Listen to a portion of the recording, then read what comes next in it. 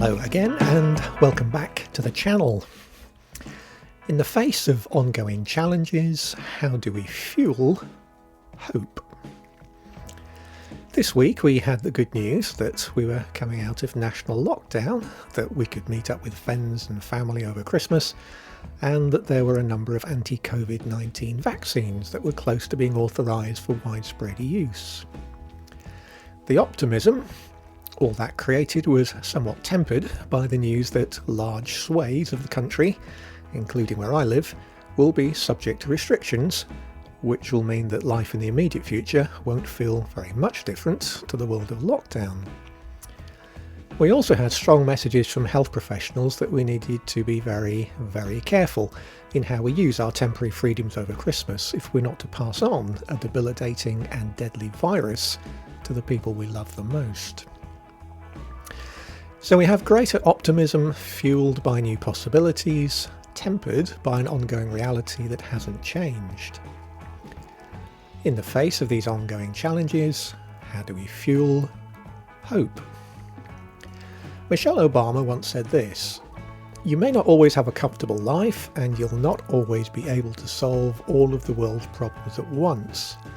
But don't ever underestimate the importance you can have, because history has shown us that courage can be contagious and hope can take on a life of its own." So what do we mean by hope?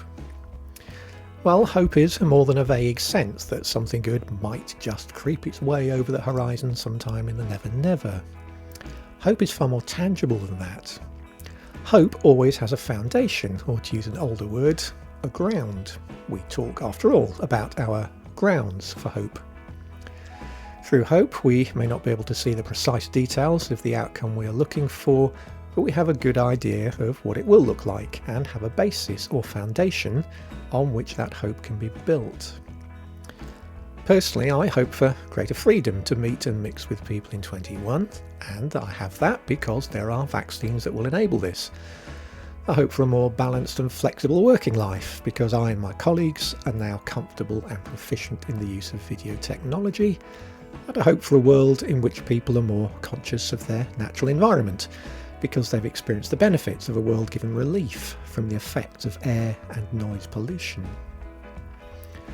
I also hope for a world in which people who were previously taken for granted will now continue to be more appreciated for their work.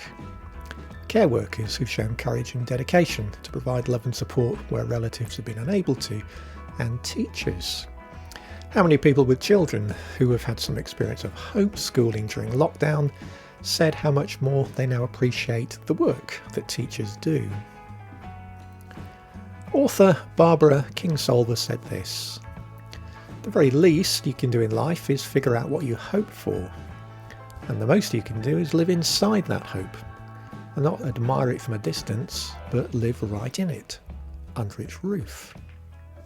What's giving you hope for the kind of future that we could start to build in 2021 based on the foundations laid in the crucible of the challenges of 2020?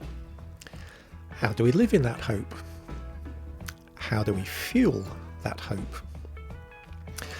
Well, so far we've thought about our experiences of 2020 and how they can help us identify what we could hope for in 2021, and we thought about the grounds and foundations on which we can build hope.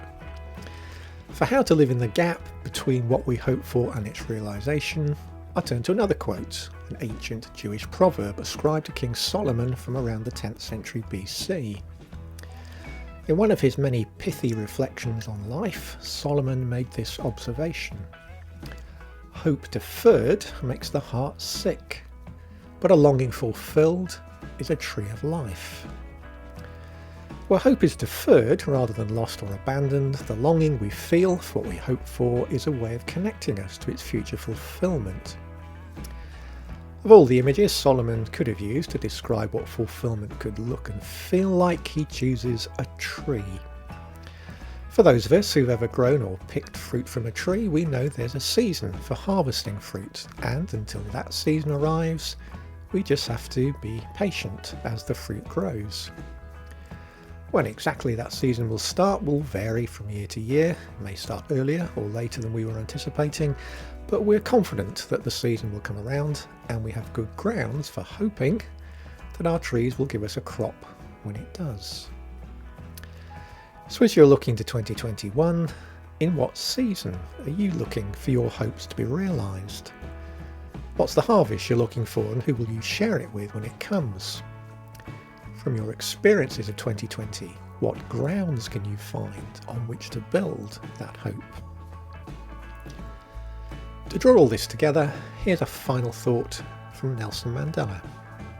Our human compassion binds us, the one to the other, not in pity or patronisingly, but as human beings who have learnt how to turn our common suffering into hope for the future.